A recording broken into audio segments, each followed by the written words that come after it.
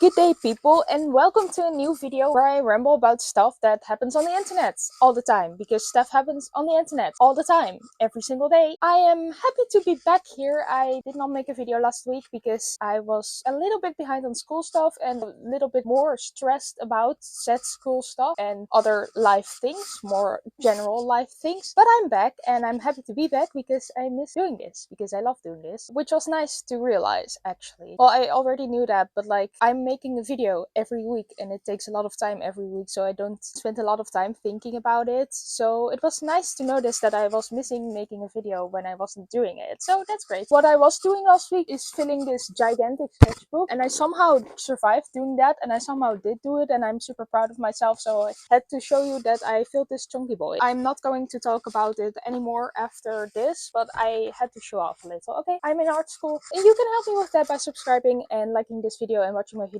I would appreciate that a lot, but that is what I do then. Not all of it, because this entire sketchbook is ugly, most of it, not all of it, but that's also important sometimes. But I mostly make comics, which is also a lot of fun. Anyhow, not talking about that anymore. I promise you, we are talking about the actual topic of this video, because during the time I was doodling and drawing and painting and whatever, all of that, I watched a lot of YouTube and I saw one word all the time, and that was skinny talk. Now, before I say anything more about this, if you struggle with this topic or with eating in general, and you know that this kind of content may be triggering for you, consider this your trigger warning. I will be back next week with another video on a lighter topic. I would be happy to see you then, but I would really encourage you, if you know that it's a triggering topic, I've been there, please don't watch this. If this is not a triggering topic for you, I'm happy to explain everything to you and share my salted, unsalted, whatever, spicy, not spicy, that's not the word I want to use, your opinion about this. I still want to talk about this because I grew up watching Super Sized versus Super Skinny, and that was very, very triggering for me, and I feel like Skinny Talk is even worse somehow, so it's important to talk about this. When I first saw the word Skinny Talk, I was like, but we have been seeing this all the time, people promoting ways to lose weight and become skinny, and it's also always very toxic, so what's new about this? But I feel like Skinny Talk is like more of a trend, or coming up again, or maybe even more toxic, I feel like. And like, the trend of being skinny has been going on for ages right now, like literally since the 50s, or maybe even before that. But Skinny Talk is somehow more toxic, I feel like. I'm not sure. We need to dive into this a little bit more before deciding this. Is Skinny Talk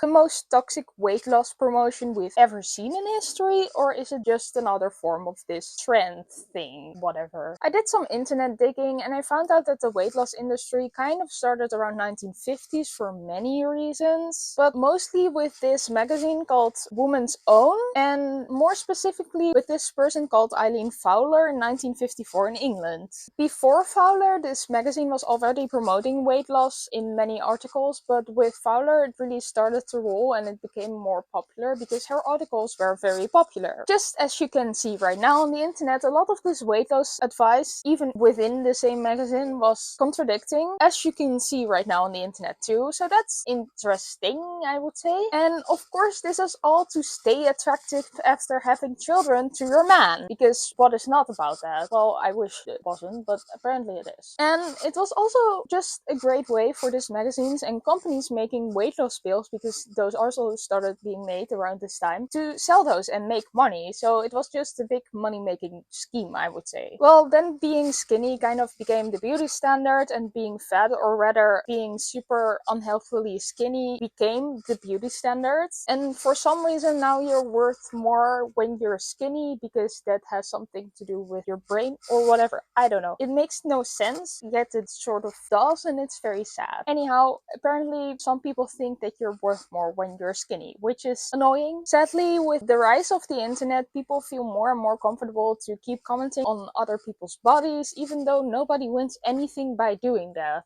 If you really feel the need to comment something, even if it's positive, on someone's body, let it be on something they can change within a minute. Like their hair or their clothes, or if they have a pen mark on their face. I know I have a paint spot on my shirt, but I'm too lazy to get it out, whatever. But that are things you can comment on. Even though I often have pen marks on my face, or ink marks, or paint marks, and then I cannot get it out, so I will have to shower and I am not next to my shower or something, and then everyone keeps commenting on that, and that can become annoying, but it's something that you would want to know. And you can possibly change that that within a minute. Sometimes paint marks cannot be changed within a minute. Anyhow, those are the things you can comment on, but not on someone's actual body, because, for example, if you say, oh, you look great, you've lost a lot of weight, that's not something they change within a minute, and it might become toxic. Even though you're thinking that you're giving them a compliment, you're really not, because you're enforcing the beauty standard going on right now, and that's sad and unnecessary. So don't do that. Compliment their hair or their clothes or their, I don't know, anything. Anyways, it's just like this video. There's one thing that skinny people do very differently compared to others who are overweight or might be struggling with their weight. When I use the word skinny, I am talking about slimmer, leaner, just smaller. If you already feel triggered by the word skinny, this is not for you. So skinny people view food as something that is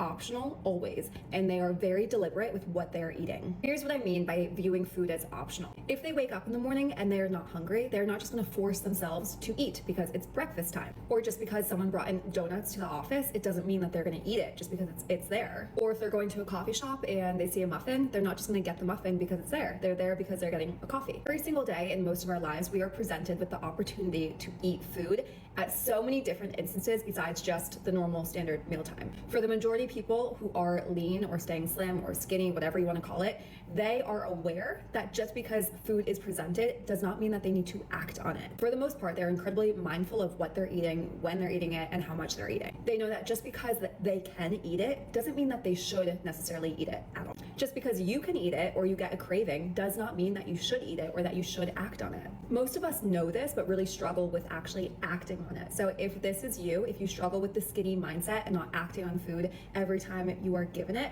let me know in the comments and I can talk more about it. So I've been skinny all my life, and I genuinely need to eat more cookies because I have my own problems. But oh my god, this is so untrue. Your body needs food. Food is not a choice. You bet that if I'm not hungry at breakfast, I will still force myself to eat the same amount of breakfast I eat every day, because I know it will fuel me for the day and it will make me feel better, because I always feel a little groggy when I come out of bed anyway, and most of the time I am hungry, probably maybe even always.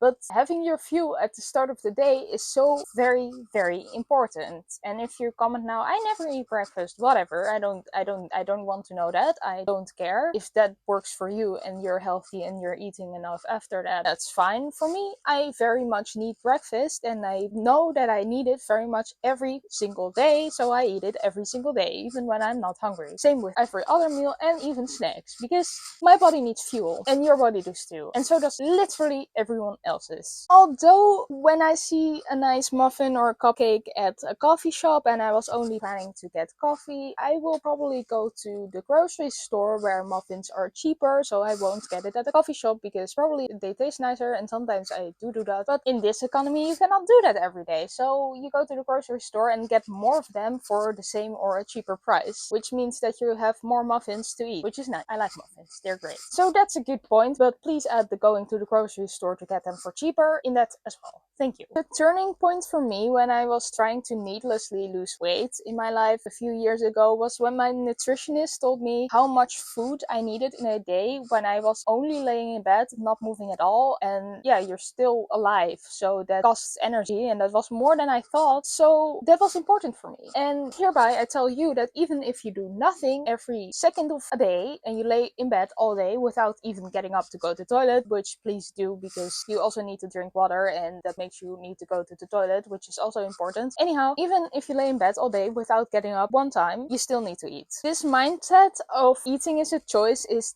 genuinely toxic for every single person on earth, because even when you're trying to lose weight because it will genuinely improve your quality of life for whatever reason, that's fine. But even then, if this is your mindset, it's gonna be toxic. It will destroy your relationship with food, and that is always bad. This is also again one of those times where I have to say that I hate internet advice, because it's toxic a lot of the time. Sometimes it's not, but people don't want unsolicited advice, even if it's on the internet. And I sometimes give advice, and I will always say that you don't have to follow it, and that it is indeed unsolicited, and it's just something that I do. And sometimes it's nice to learn from people, but it's not advice that works for everyone, it's good for everyone, or even anyone in this case. But advice on the internet most likely very bad. If you are genuinely tired of being built like Buffalo Big Bad, that. Give me 30 seconds of your time. Jesus fucking Christ. Why do you need to throw an insult at people in the first sentence of your video? Buffalo Big Back also sounds like one of those insults middle schoolers would throw around. Therefore, I think that this first sentence in her video should be replaced with,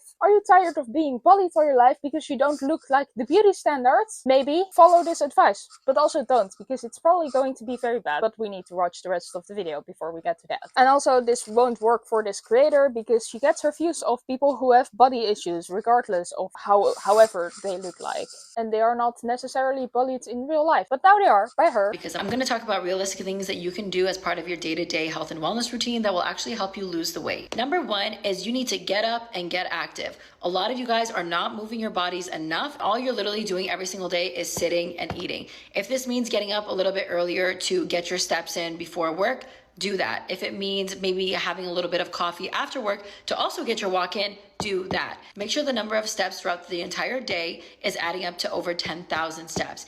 10,000 steps should be the minimum that you should be aiming for every single day if you actually want to see results and if you are just starting your weight loss journey. This is exactly how I was able to lose my first 15 to 20 pounds, was just by incorporating walking into my day-to-day routine. Number two is cleaning up your diet. A lot of you guys are eating like linebackers and complaining why you don't look like models. The second that you understand portion control, the second that you understand that more whole foods, less processed foods, less sugars will give you the best results. When you also start to eat better, not only are you internally going to feel that much better, your gut health is going to be much better, your digestive health is going to improve drastically, your skin is going to start to clear up and look better, and you will also have more energy throughout the day because you're cutting out those processed foods and sugars. And by no means saying that you should never have them, because that's just not realistic. And I'm somebody that also loves my sweets, I love my chocolate, I love my ice cream, all of that.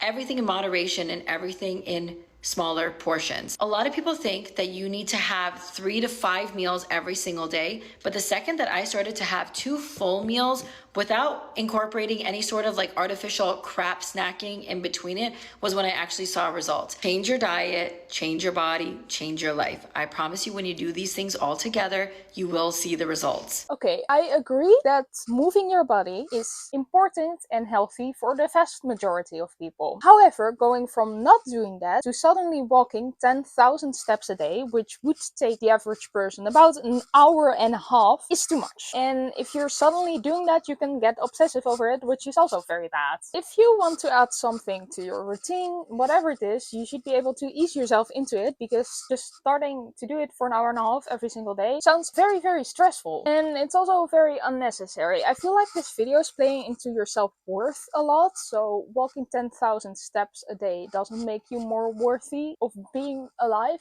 and a human or whatever. I feel like it's kind of framed like, if you don't do this, you're a failure kind of thing, but that's what I think. If you are somebody like me that weightlifting did affect your cortisol levels, which caused you to be really inflamed, hold on to like a bunch of unwanted weight, do Pilates. I switched to doing Pilates 3 times a week, and I've noticed the biggest difference in the way that my body looks.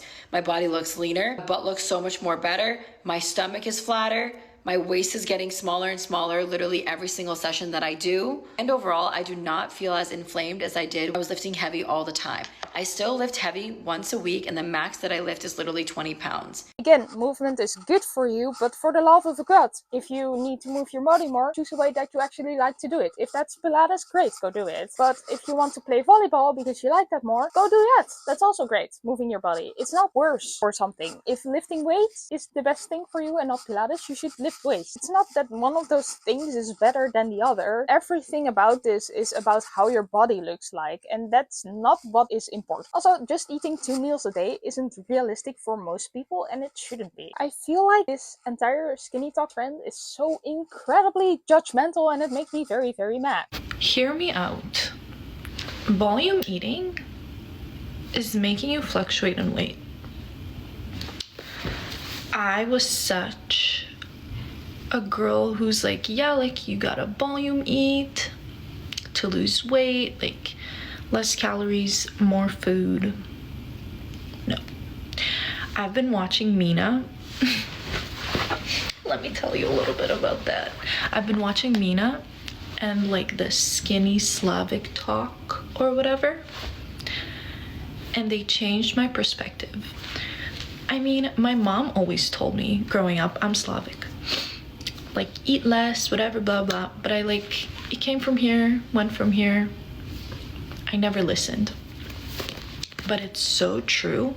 Like, I've been trying to go to bed hungry for the past like week-ish, and I've been losing weight, but I've been like at a plateau for so long, maybe like a couple months, and I haven't seen the scale go down.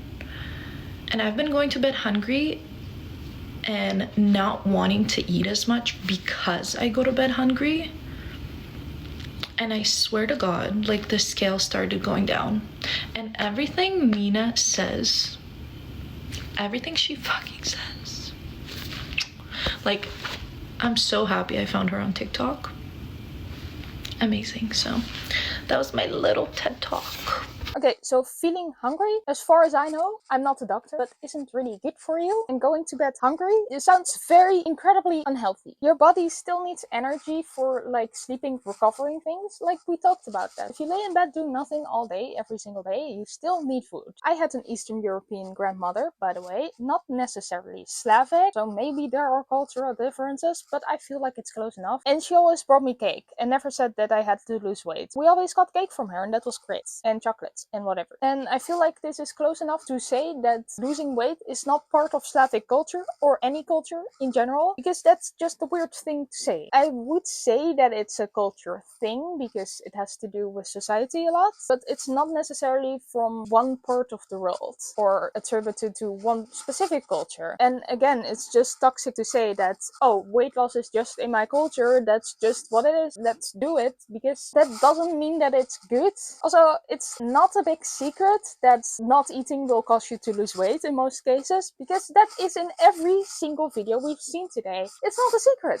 Why are you saying that it's a secret? Because it isn't. Talking about secrets, I feel like all of these Skinnytok creators are sharing their stuff and framing it as it's all about having this big weight loss secrets. But it's the most generic stuff, like eating less and moving your body, which is literally the most basic stuff about this. So why is it a secret? Because it isn't a secret. Everyone knows this. This is like common sense. And if you didn't, someone will have told you, because that's just how society works, I guess, or something. Everyone knows this. It's not a secret. They're just talking people into feeling bad about themselves. Maybe that's the secret. I exposed Skinnytok. Title of the video. I'm not sure if that will go well. Maybe I will try. Okay, anyway, here it is. Then, if I didn't name this video I exposed Skinnytok, I did. Just now. Here you go. You're welcome. Halfway through making this video, when I had been searching Skinnytok on TikTok all the time for like 10 times, maybe also before that and I didn't notice it, TikTok started showing me this notification and I was positively surprised by that. So that's great. I think that health professionals are the only possible helpful people around this topic and not people on the internet. The thing I understand the least about these people posting this on TikTok is